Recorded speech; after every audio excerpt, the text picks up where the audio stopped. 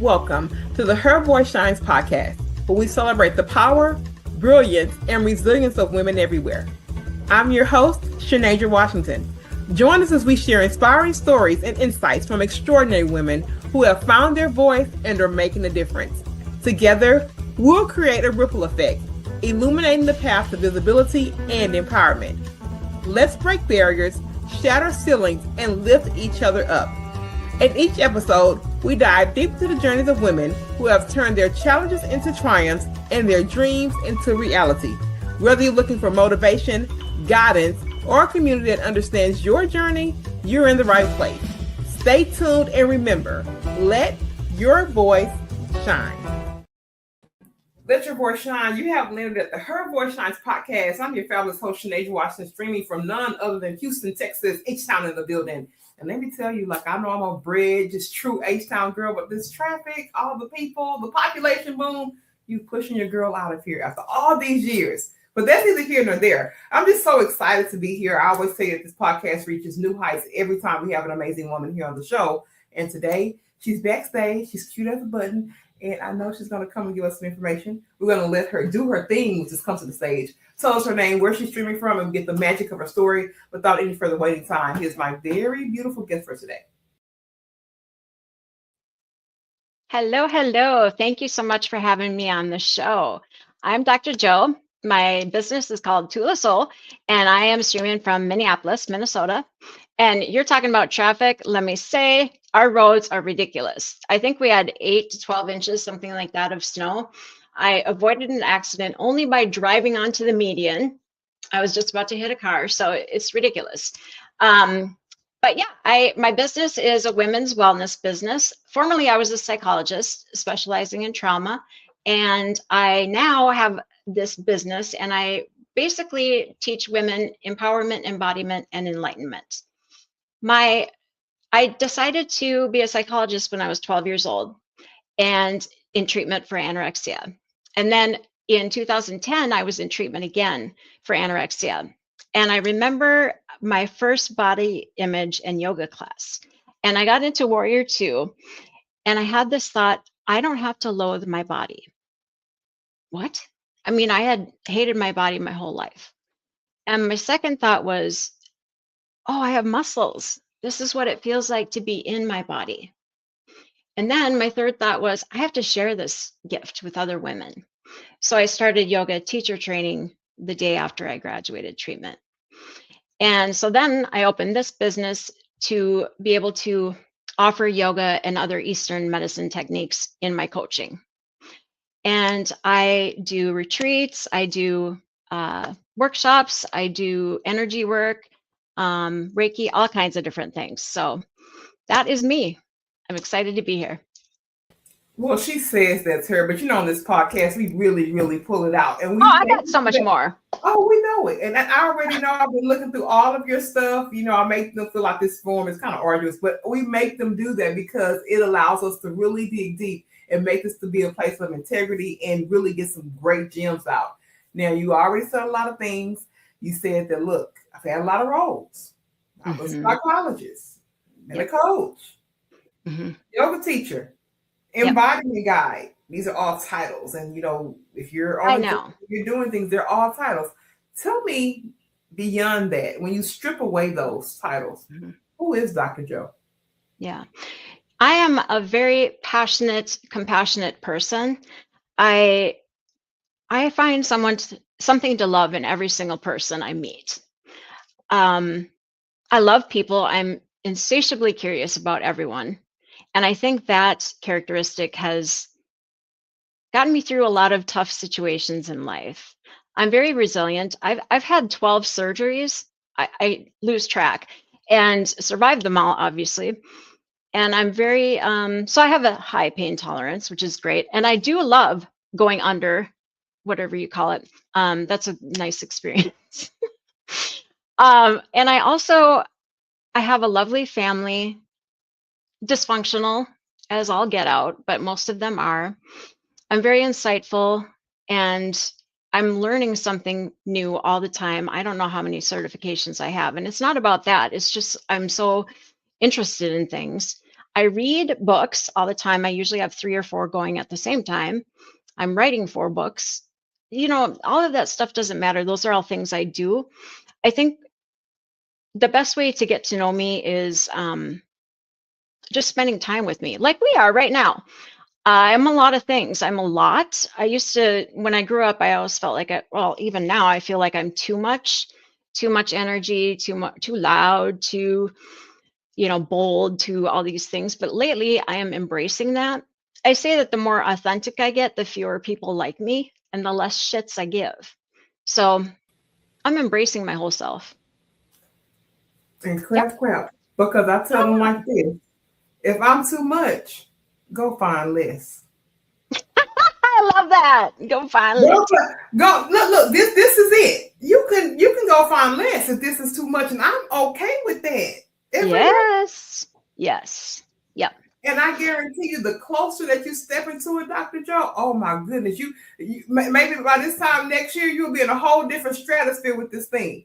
Even when I saw myself like walking this journey and starting this process and even going through with the podcast and starting the business, I thought that at that kind of onset, that was like, oh, this is authenticity. And it got deeper and deeper and deeper and deeper with the work. I can walk in a room now and say, look, this ain't for Shanadra. Way too small in here. And that's not because Shanadra is just so over the top and so much better than, but I can tell based on this energy in here. You can, yeah. You can read it. You're too real. That's what it is. People are intimidated by authenticity because they know they've got so many covers and veils over their own self, and they're not willing to go there. And I don't do small talk. Like if I'm at a party, I can't talk about the weather, even though I started with the weather. I can't talk about the weather and small shit, or I can't talk about the news either for a long time because I got more to say. I need to talk about something real. I need to talk about things that are substantial, that provoke feelings, or that provoke distress or some controversy, because let's get down to it, right? I don't have time for this shit. Mm-hmm. Girl, see, now, the podcast is a beautiful place for me, but like out in the real world, like I don't go to like a lot of events unless it's kind of business related. I'm like not that girl, right? And it's gotten so bad now to where like, I know what kind of conversations are going to be there. And I know I only have a small little bitty tolerance like this. Yeah. It makes sense for me to show up at that event, to show up and try to stick myself in those conversations. Yes. Yeah. I don't have it in me anymore. I got to tell you, in Minnesota, I'm a leader in this group called Soul Fam. This is the kind of people where you show up and you can be real. However, there's people in there that don't tolerate me, and that's just fine. But let me tell you, we have these cuddle parties, and we have this nurture pod. It is so fantastic. You sit in 3 people, and you say, if you really knew me, you would know. And then, so right away, you're getting real. And then you say, so there's 4 people, and you have 4 minutes to ask for what you want in terms of touch. It doesn't get crazy. It's all, but I want someone to hold my head and stroke my hair, and someone to rub my feet, and it's a beautiful thing. And that's what I'm talking about. In terms of real, like we're so hung up on touch being bad or it's all sex. This is about enjoying pleasure, and especially for women. Like we need touch, but we're not objects. But we like pleasure, and women can have pleasure, and it's safer when it's just women, right? And so I could go on and on about the patriarch and how it's messed up our enjoyment of pleasure and our feelings about our bodies and everything like that. Absolutely. And I think nurture pod, that may be the first time I've heard that concept, nurture pod. Definitely something different and worth exploring, because I think one of the aspects of touch, because lots of times, like you said, it's sexualized, right? Yes. It's a thing. And many women, and I know this is kind of like a little stark turn, but many women who have been abused in ways like touch becomes a whole different dynamic and really a dichotomy of how they process feelings and emotions. So I can see nurture part really being a great bridge to figure out what the heck is touch? Do I like touch? What kind of touch? And it's conversations that typically people don't have. Mm-hmm. So Yes, and we also practice consent. Like the first round, you say no. Someone asks you, will you do this? And you say no, you practice saying no, because that's another thing that, and here's something that people don't realize. When you are sexually abused, you lose your ability to use your voice. Oh my gosh. Okay, the tissue in the back of our throat is the same as that in our cervix. So when we are sexually oppressed, we lose our voice. That is not a coincidence. Think about that. Never heard that. Never have heard that connection. And most women, and I have had my share of women on this podcast that have been abused, and almost immediately after that, there's some level of silence. Of course. And the secrets, because we can't talk about it because it's our fault, right? And we have to protect the perpetrator. I mean, this is all programmed into our mind because of the way, And so my big thing about, and I love the title of your podcast, using our voice. You know what? We have to give these stories sound. Yes. And let me tell you something. Lots of women, and even and this happens several times in this podcast, and they'll say, "I've never said it out loud," or "I've never said it," especially on a podcast. I said, "I'll tell you one thing about it." I said, "I'm going to always give you the freedom and opportunity to tell that story." I said, "You have to look at me like a canvas." I said, "I don't know what's going on in your shoes." And I said, "I would never, even if we had similar experience, I would never say, 'Oh, I know how you feel.'" Yes. Right? I would never do that. I have been fortunate enough to have experienced so many different stories and so many different viewpoints and cultures and things of that sort. It makes I literally calm down. Yes. And I sit there and I absorb what's happening, because number one, I become so much more educated by it. Yes. And then number two, I always say, I may not ever get the opportunity to interact with this person again. What if this space was for them just to do that thing?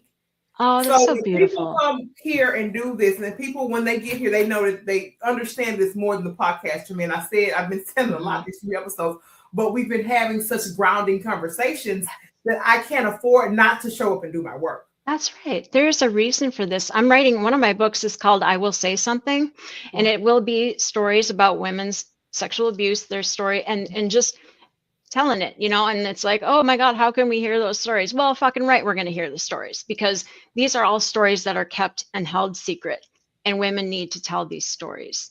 So and I think we need a Me Too movement. That's my opinion. Me Too squared, huh? Yeah, right. I mean, it kind of faded away, and I think that's kind of my agenda. So help me out, girl. Well, and that's the thing, getting to refine and tell that story from a place that it not only helps with your freedom, but that person on the other side of it can see themselves in it. So when I teach people how to tell their stories, I always preach reciprocity. That's one of my favorite words. It's on my board me too. I preach reciprocity, because when you're doing this work, and I tell people this work that I do, it definitely has a ripple. Yes, absolutely. And we're also speaking for those women who are silenced for whatever reason, because they need to have hope. And they need to know that somebody knows their experience and somebody is speaking for them. Somebody knows, because your yes to your story can unlock so many others. That's right. That's why I get up and say it, because sometimes people I just can never get the courage to do it. Or how do you do it? Or are there no tools around me? There's no safe places around me. No one believes me. This house. This woman is living a life. She's successful. She looks like she's got her shit together, and that happened to her. So maybe I will one day. Yeah. Mm-hmm. Yeah. I think it's a good question and the segue, because what you described earlier was that being competent but agreeable and self-sacrificing, and Sinead knows this. That's what gained the approval. It was those things that's like, oh, okay, because I'm just going to go along with everything, or I'm just going to sacrifice my own feelings, or Mhm. whatever it looks like, or, Yeah. not put the voice in it. Yeah. That's typically what's approved. And I've been there, Yes. particularly in my career.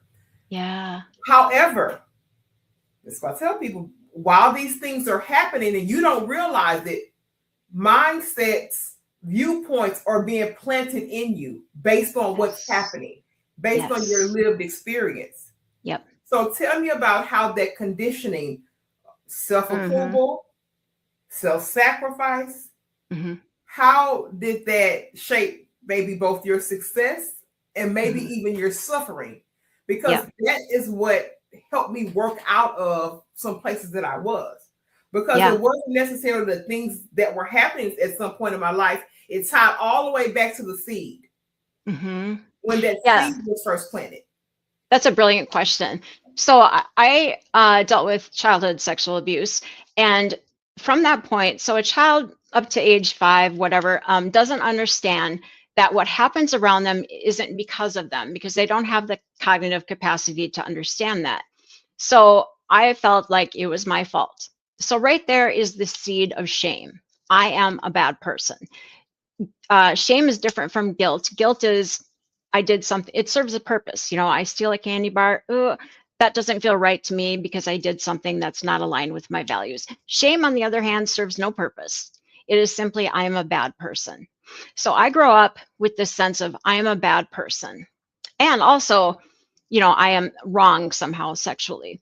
So at 12, and also because of the circumstances around me, I start restricting food because I deserve self punishment. I deserve to sacrifice. And then throughout my life, I'm also sacrificing my body. And that just lives up to who I think I am, right? But I'm also very driven and know that I need to be a psychologist because when I'm in treatment, I'm fascinated by pathology and by what the psychologists do. So, in that way, that serves a purpose. And I'm so grateful for my experience in treatment and all the therapy and all of that stuff because of the self-awareness. That has been, I mean, it's a gift. And I mean, every experience I've had, every trauma and everything, total gift, because then I can understand other people and I have a greater empathy and deep compassion. But I think that it took me so long to understand that I am not a bad person. I mean, I had to have literal like body seizures to deal with that, such a deep feeling of that. And in terms of I forget where I was going. So yeah, and the feeling of and just the feeling of shame about my body. I mean, that certainly played a role in the eating disorder and in behaviors that I wouldn't always otherwise do. And it wasn't until restoring weight and then really doing a lot of self-awareness work and connecting to being aligned with my values and really a lot of yoga and philosophy and spiritual work that I was able to understand that that was all conditioning. That was not me. Never was. I was holding on to shame of the perpetrator, not my own. And that's a powerful realization, because many never get to that point. No. Yeah, it's shame, but whose shame is it? That's right. And I mean, and who is actually really wearing it? Because lots of times the perpetrator did this so long, so long, Exactly. and I'm going Yes, on about my life. that's right. You understand what I'm That's saying? how they keep perpetrating. That's That exactly, is yeah. correct. So Yeah. that realization is saying they're gone, but here it is Yeah. still with me. And Yeah. to be honestly, this shame is not my portion. That's right. Not my portion of shame. Yeah. I didn't do anything. No. Mm-mm.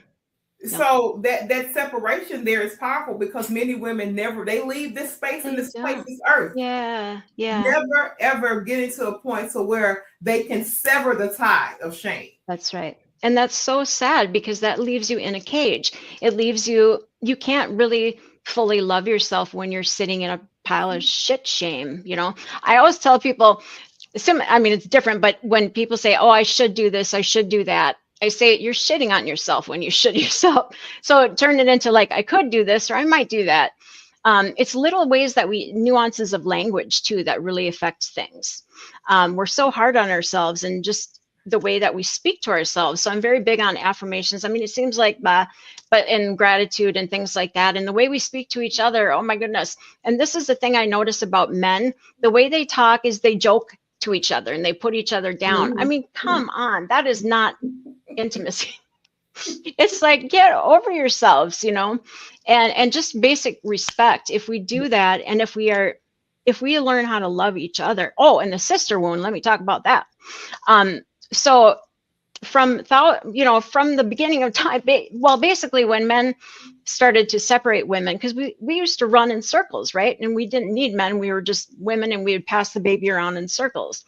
Babies were always held. And then when men wanted to amass land, and so they separated the women and put them in little houses and had kids, women started to resent each other. They didn't have that connection anymore. And then, because they were separated out. And then as financial independence, women were competing against each other. And then there's the whole, post-traumatic slavery syndrome and that whole issue of white and black women and other cultures. But so one of the things I work on is the sister wound, and I do women's circles.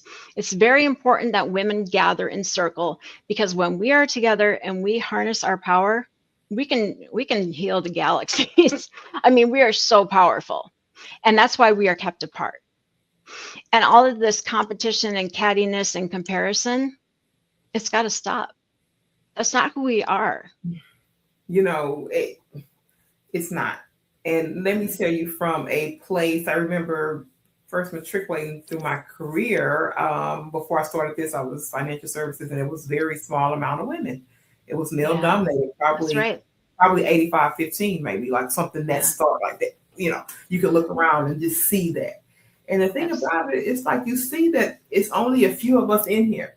Why not try to stick together and be allies? Exactly. And that's how we can rise. It didn't happen. And when I thought about that, even in places, and I'm going to go here because sometimes even in places that are supposed to be healing places, because you have felt pressure to perform from expertise rather than live truth. Yes. Right? Because sometimes when you're in places, and this is, and I somewhat this reminds me of having to be a manager on paper, meaning like, all these numbers things, but at heart, the heart is that conflict and lives truth from the responsibilities of the role. Absolutely. All right. And these are dynamics. If you're not careful, one will consume the other. Yes. For sure. Why do you think so many high achieving women struggle to be fully honest in spaces that are meant for healing? I think because they're not doing the work themselves. I think there's still this sense of, I am not good enough, so I have to work harder, and I am this healer. And so then there's this guru complex of, I am better than, or I have to be better than. I have to prove myself that I'm the best healer and that I've done the work, when no, I am no better than and no worse than any other woman. Sure, I have some skills because of my experience. That don't mean shit. What means shit is that I love and care about people, and I love and care about myself. That's where the healing comes from, not from a book or not from my experience. And that loving myself comes from hard work in therapy and self-awareness and spirituality. That's where my gift is. That is where your gift is, and that's where the work starts. One of the things I remember from the last segment when we talked about this, I actually made a post yesterday or the day before, and it talked about self-talk, right? And I said, most of you never really have to worry about what anybody else says to you, because the things that you say to yourself are far more detrimental. Absolutely. Than what anybody else can say to you. You understand what I'm saying? Absolutely. So I did an inner self-critic post that could have been a couple of days ago.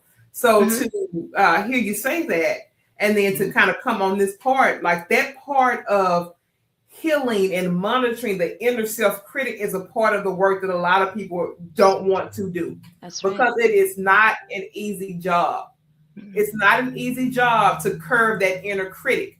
because at the end of the day, a lot of people lash out at people Yes. so harshly that say things about them. But if you had that same internal lash, what they Think say about wouldn't that. even it wouldn't even penetrate like that. Yes. And you also have to think about when I'm thinking about another woman or looking at another woman, am I judging her?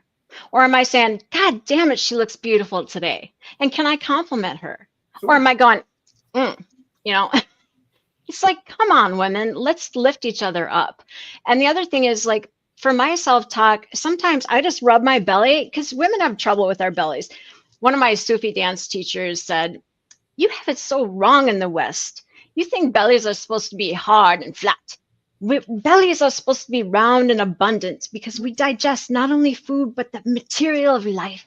Okay, well, What I else got do an we? abundance of belly now, What? so I Right? must be, Oh, I must be I doing rub, okay. I love that. I rub my belly and I say, I love you, belly, because even when I've been mean to you, you're so loyal and you do so much work for me. I mean, I sing to myself, love songs. And it sounds corny, but it's the work that we need to do. It is the Yeah. work that we absolutely have to do. And, like I say, the affirmations are definitely great, but it's the curtailing of I'm not worthy. Yes. I don't deserve. Everybody else around me has all of these great things and great potential, and they deserve Yeah. more than me because. And these are real life conversations I've had with women, and you would be surprised by Yes. the titles and all of the money in the bank account still Oh, struggle yeah. Doesn't matter what with you got. what that self-worth really is. So I wanted to make sure I highlighted that because when you talk about that in the previous segment, my antennas raised because I had literally just made a post a couple Yeah. of days ago I'll have to check about that those, out. Yeah. about those things. I said, you have to do better than it. My last guest and I talked so much about mindset. It was a very strong podcast for me because one of the things I really do, particularly during the end of the year, is a lot of mindset work grounding. Yeah. Not that it's not a continuous thing, and I'm not doing it all throughout the year. Yeah. Particularly, just to kind of have a place to park and Yes. really do some inner work. And some of it doesn't look pretty. Some of it ends in tears. Some of it ends in other questions. Some of it says, okay, maybe I need some additional help here. It's real work. Yep. Pain is growth. Pain is growth. Yeah. And we don't always like it. But on the other side of that pain is where the real worth and the real freedom comes from. That's right. And that is really what I try and push through here. Now, I want to bridge some gaps here that many people may be wondering because you left psychology not because it failed. Yeah. You left because it kind of stopped that insight. Right? It's like per se. Yeah. I mean, what gaps did you see that the embodiment helped with? Because there's like the insight on the psychology part, and I think that is definitely has its place. But as I've gotten older, and I know what really helped me really just kind of heal and navigate has been a combination of things that I feel that was more holistic and getting to a place that I wanted to be. So especially when I have people on the show that kind of somewhat embody most of the modalities, I like them to come and tell us like where those gaps were, and then give us that approach of kind of combining those approaches so that people can say, well, hey, I am getting this. Maybe I should add this to get further along. Yeah, I think, as a psychologist, I got kind of burnt out with the whole pathology lens and having to diagnose everyone and, and insurance limitations. And I think that my whole view was changing and shifting because really diagnoses are just a way to label symptoms. And a lot of them, people like I met criteria for many things. And I think that Eastern medicine has things a lot more, like you said, holistic. And their way of treating is more like preventative rather than dealing with symptoms. I think that things like Ayurveda, yoga, and it's so interesting because now they're calling things like, ooh, we have this new breathing technique. And I'm sorry, this is developed a long time ago. It's not new, but they just want to call it something Western and new, which is fine. But it's cultural appropriation too, so it's not fine. Basically, for my own healing, that's how I discovered that I need a lot more than just the talk therapy. I need embodiment work. I need energy work. I need Reiki. I need all of these things, because talk therapy misses out on the actual body work that needs to be done. The way I learned this is my body started having seizures, and I thought, what the heck is wrong? In fact, when I was 8 years old, I had what we called the shakes, and that was my body trying to deal with trauma that was stuck in my fascia, in my whole system. So the body is very intelligent and knows what it needs to do, but we need to understand that, instead of thinking, oh my gosh, there's something wrong with me. No, it's like, wow, look at the body knowing how to heal. And how do we facilitate that in a safe way? And even like encourage it. Mm-hmm. And it's interesting because of my background and having to manage a global team at some point, I learned a lot about Eastern culture. And to be honest, I tell people like, "Oh, girl, I'm just American by trade now." I don't. I've learned so much about that side of the world and different healing practices, and have. Few friends that have, they were born on this side of the world and now, in America. And it just changed my entire viewpoint of the world. Right. Also, too, just my relationship to time. He's like, well, what does that mean? Their relationship with time is even different. It is. I know. It's not linear. It's not. See? I know, girl. And I look at it completely different. I started to even, especially when I came out to this side, I didn't have that corporate grind that you have to be here by this time, and here's this inbox, and your team has to be managed this way. I could really then begin to see how I could really reshape my day and what my relationship with time looked like. And it does not look the same. Does Sinead still work hard? Does she still have things and stuff that she has to get done? Yeah. Of course she does, but does she does it in a way that her central nervous system can still survive? Yes. She does. That's a lot about learning to regulate your nervous system and understanding all of that. And they don't understand, and that's not something that's taught freely on the Western side of the world. No, not at all. I'm being transparent here. Many of the because people are like, oh man, you seem like you get to do so much, and like you must work all day. I'm like, I put in work, but Sinead knows how to get the best out of this 24 hours. That's right. And you're regulated. Based on regulation. And it's a real thing, and it's a real way of life. And I do believe that if many people had that level of education, it would be different. A complete difference in their well-being. So I had to really start picking away, Dr. Joe. In addition to doing that, does this matter or does it not? I had to start cleaning up that list of things. Because also, too, what our culture typically tells us is to be on the chase for the next thing, on the chase for the next degree, the bigger house, moving. Yeah, all of these different things. So getting off that hamster wheel, if you will, and then coming back. And I was like, wait a minute. I had like a whole, I said, no, wait a minute. That doesn't even matter. It really, in the grand scheme of, it doesn't matter. No, silence and stillness is golden. I'm doing a silent retreat. I've been on a couple and I'm facilitating one.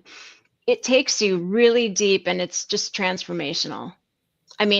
We don't tolerate silence in ourselves or anywhere. It's very challenging. Oh my, my camera's weird. Are you leaving me? You just no. I'm going to a different dimension. I said, no, wait a minute, are we capturing something miraculous?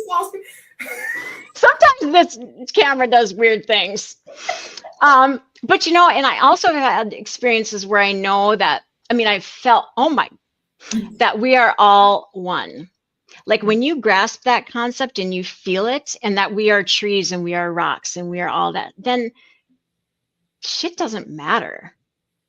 You know what I mean? Like we are all one being, and we are all, I wrote a poem called Non-Duality, and there's such freedom in understanding that. It is. And and another thing, you can go and check. This is how I always know that my podcast, my work is aligned. I literally just put out maybe last night, I said, half of the stuff that y'all worry about, you can go check the facts. I said, half the stuff that you guys are worried about in the grand scheme of life, it really doesn't matter. So I hope that one day you understand that and live lighter because of it. Yes. Oh, that's a good way to put it. Live lighter. Live lighter because of it. Like, I can't even tell you the space really that I'm in right now because it seems so foreign and different than what it was just as early as 5 to 4 years ago. Yeah. Right. Because even then, you know, when I left a toxic career, I still had this idea of what I wanted this phase of life to feel and look like. And I hadn't, even in that, I still hadn't done the level of work that I had done to really truly understand that that's not really what I wanted. It still kind of had some other people's perspectives, the world's perspectives, some timelines and different things that really don't have any place in my life anymore. Isn't that interesting when you realize, oh my gosh, my story is so different from what I thought it was because these other people were defining it. It's a beautiful thing. And it's not the easiest thing to do because everyone else around you hasn't gotten to that level of realization. Yes. So even when you do the work and you feel so good, there was also a justifying stage for me. I wanted to justify that, or apologize, or say things. I really wanted to do that because I'm like, well, you know, I feel this way because, and now here's a different phase where I'm at. Sinead doesn't even justify. Or apologize. I'm just thankful to have arrived here to this level of myself. Good. And I'm thankful enough for that, and that overflows. So I love that. All of the, and I tell people, all of the stuff that you feel that may feel good, or the energy, that is like a direct result of the tears and all the things I cried to get to this point. That's where the clarity comes from. It doesn't come from all this other stuff, right? It comes from that level of self-work and that level of saying, now look, if everything goes tomorrow, Sinead can always stand and know who she is. Yes. Always. And that's a beautiful feeling. And I can feel your authenticity. It's glowing out of you. Beautiful woman. I love this. And when I read your information, I said, you know, I really do believe that Dr. Jo is doing her work. She's working hard and she's really working to get to something that matters to her. Yeah. There are many women that come on the show and I tell them all the time, it's not that I'm some psychic or whatever. I'm telling you from self-reflection and self-living journey. You may not be as far as you think you are. Yeah. In your healing journey. Because there's still some things right here in the space that we shared together that are masks, that are barriers, that are still up against someone else's timeline, that are still up against some people's opinion. And this at all is a no judgment zone. It's just my encouragement to you is to really reevaluate and see where you stand and if what you're saying is really a reality. Because I've been in a place to where, like I told you, I was like, oh yeah, I'm clear now. Back in 2020, I'm clear now. This is what I want. Yeah, girl, you didn't even know half of it. Well, and I think that's what happens. Like we have extra senses. We have our clairs, and once you do that work, you are in touch with that in your third eye, and you can read people. You can know whether or not they're bullshitting you, right? And sometimes that's a little dangerous because you're like, it really, shit, I know all of these people in the room are bullshit. You know what? That's when you got to go home. Like, and I was saying, it's like, man, you know, it's kind of like a blessing and kind of like a curse at the same time. Yeah. Like, people be talking. I'm like, I know you're giving it your all. You wear your best suit. You're doing it. Yeah, you got your best suit on. You got your makeup on. And man, girl, you are so pretty. You're so cute. Like, you're everything. But I know it's all but you're speaking. I'm just sitting there like, this is some bull. Like, you know, that's and all the other people, they're just drinking the Kool-Aid. They're all just drinking.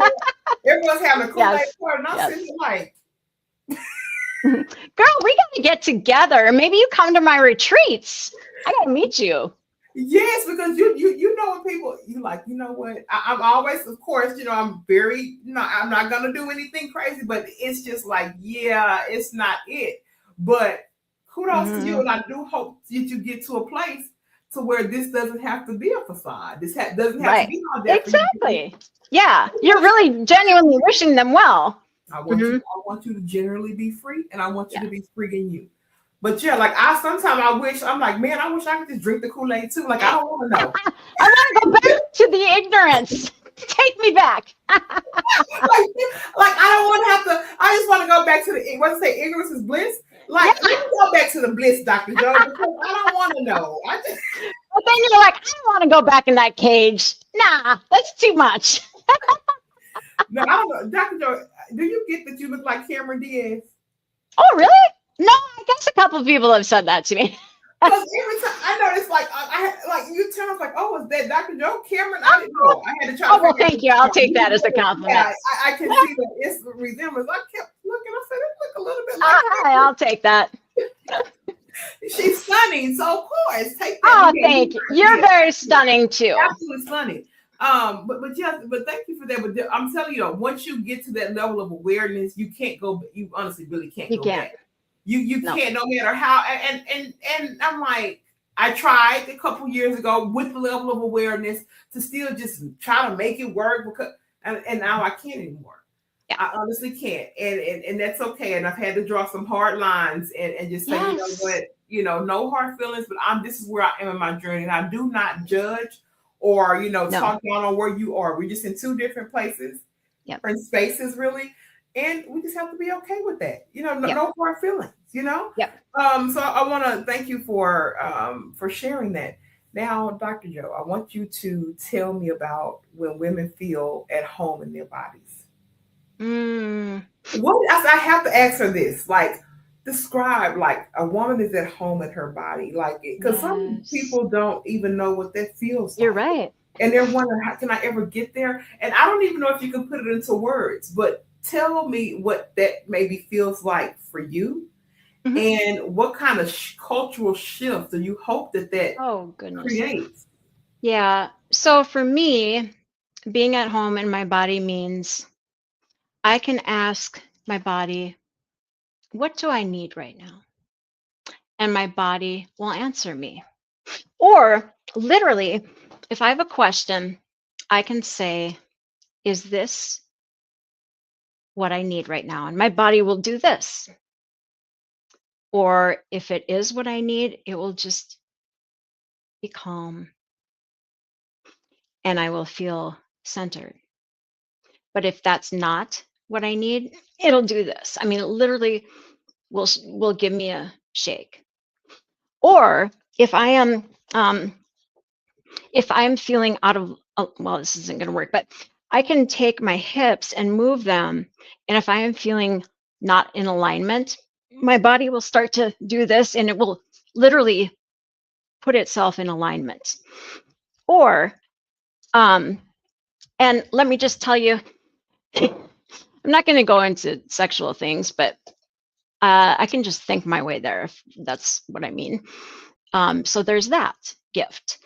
And without any tools or men or women, that's a real thing. And Tantra and everything like that. And the other, without any shame, without any labels or judgment. And also just like I can breathe energy from the earth through my feet all the way up to my heart. And then I can breathe anything that I no longer need or any negativity down through my feet into earth so that Mother Earth can recycle it. All of these little treats that you get. And I can eat exactly like I'll be craving some kind of like Lucky Charms. I crave that a lot. And I'm not going to judge, whatever. So I eat Lucky Charms and then I know when I'm full. All of these things are just about being embodied. It's a wonderful thing. Yeah.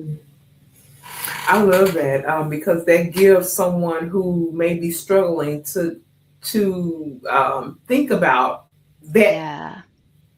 way of life, that place for them, because they Hmm. may feel so far away from it, Dr. Joe. Yeah. Because when Hmm. you're in your stuff and someone is saying, like, man, I'm really at home in my body, and they're like, well, what Yeah. does that even feel like? Exactly. What is it? And Mhm. many women don't feel at home in their body, Oh Dr. Joe. gosh, no. Or they're not even like sometimes I say to someone, "What does it feel like in your left big toe?" What? But I can feel that. I can feel that. And it's just wonderful to be that connected because our body is our home. It is. We can be aware of all of it. And when as I heal, my body will have seizures. And, Mhm. that is because at every moment of trauma, the body is going, we freeze. And Mhm. so our body is frozen there, and every little cell is like this, and it needs to be shaken out. So if you've got a lifetime of trauma, you got a lot of little freezes. So you need to get it all out. So it's a beautiful thing. And I used to try to stop it. And I make a lot of noises too. And I used to try to stop that, but now I just let myself go, and it feels really good. And afterwards, I'm just like, ha, serenity. Yeah, and that's like that lift, that release, right? And sometimes Hmm. people do have to give it sound. I People do. have to give it sound for their release, That's and that's right. also too like a And form of that's that. concept. Yes, that's Yeah, that voice that's released with the sexual oppression. yeah, you have Hmm. to give it sound, and I think because that seems a little taboo. Oh, what's all the yelling and all the, it's Yeah. just something that people have to work to get more Women are supposed to education. be quiet and No, small. Oh, hell no. and the thing about it is why this podcast exists, because every method of healing and training does not work for That's right. everybody. That's why Hmm. I am very passionate of presenting different types of healing modalities, I different love that. types of education, because we are all people, our experiences are diverse.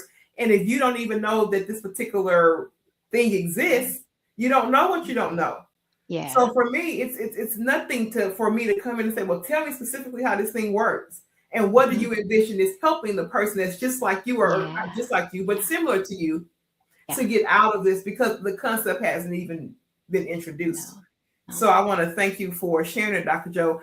I Thank also you. have to have a clean segment for TulaSoul, because we talked about it at the Yeah. onset of the interview. I want you to tell me again what that is and give me a couple Okay. overarching goals, and Yeah. also give our listeners and viewers a good place to contact you, all your Mhm. socials, websites, whatever you want to Yeah. provide here. We want to make sure we have that as well. Thank you.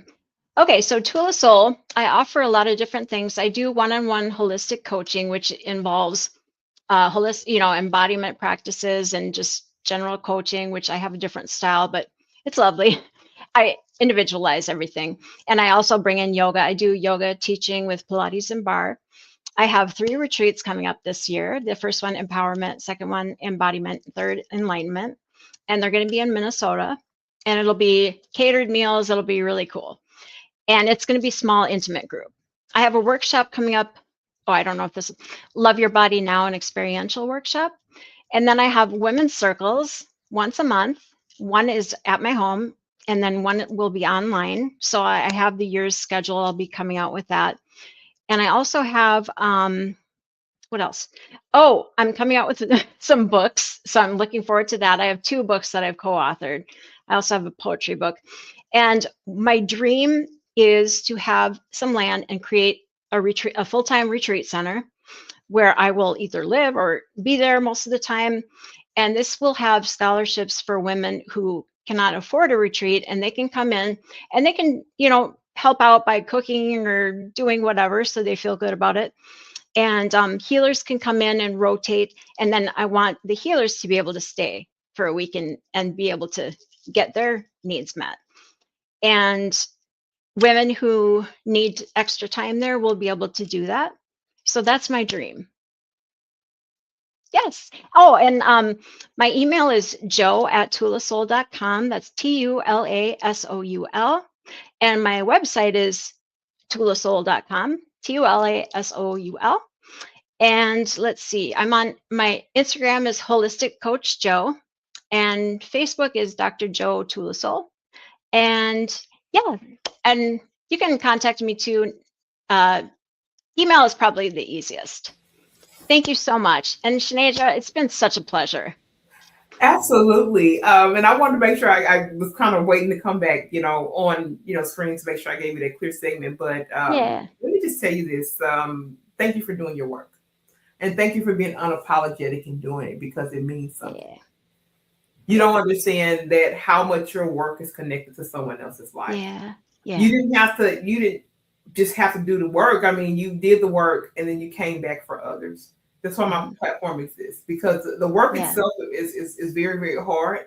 But when you attach it to a mission to free someone else, that's a different level. So I don't want you to walk away from my presence knowing that I give you roses for the work that you've done for yourself. Oh, thank you. Because that to me means a lot. Yeah. People don't understand the level of commitment it takes to do self-work. Particularly as women, we're so committed to doing stuff for everybody else. Yeah. We're so committed to catering and doing all the things. And but when you commit and put that mirror back on the other side and do that real work, it's not talked about nearly enough, and it's not commended nearly enough. Yeah. So for sure, it fills my heart. It's my dharma. It's my purpose. So no matter how low, how high that low gets or the tides get high, I just encourage you to keep walking in it because it's so needed and connected to someone else's freedom. So this is the part in our show, Dr. Joe, we cue over to our guests for final thoughts. We ask them to give us some great parting words for this space and really something that captures the essence of Dr. Joe. So I'll be over to you for final thoughts and I'll come back and close the show. Okay. Women, you deserve to live in your body, not from the neck up, and release any shame because it's not yours. And please talk to your body and give it love because it's the only thing that will be with you until the very end. Give your body love. And to those of you who have watched this show with us, I of course have to thank you for being here. I do not take it lightly that you hang out with me. And I know I've said probably in the last 3 or 4 episodes, Shanaja has to be a better keeper of time. We have burned through 52 minutes. Me and Dr. Joe, I can talk to you all day. We have been talking like we're on the couch somewhere. But these conversations have been truly refreshing for me. And I tell you, everyone out there in the podcast land, that this place is a place of reciprocity. It's one of my favorite words. It's really something I govern and live my life by.